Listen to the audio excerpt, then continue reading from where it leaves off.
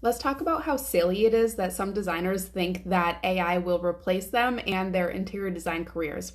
It's so funny because when I started eDesign Tribe back in 2018 and started practicing virtually in 2015, so many designers were not on board for this format of collaboration with clients. And then the pandemic hit, and they're all experts on how to collaborate virtually. Same thing's going to happen with AI, right? So the ones that are using it now, we're using it as performance enhancers. We are creating blogs faster. We're still putting our personal spin on them. We are creating imagery for our design clients so that we don't have to spend hours looking on the internet for something that we have in our minds that we can text prompt and spit out an image for, and then go to our client and say, do you like this? Because I can incorporate this in the overall design plan.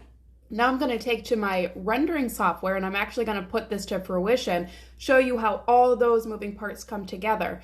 We are the people that put it together, right? We take all of these ideas from our client and we put it all together.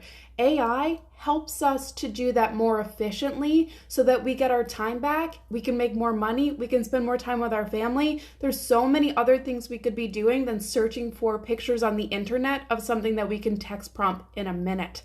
Okay? Get on board with AI. Check out aiforinteriordesigners.com.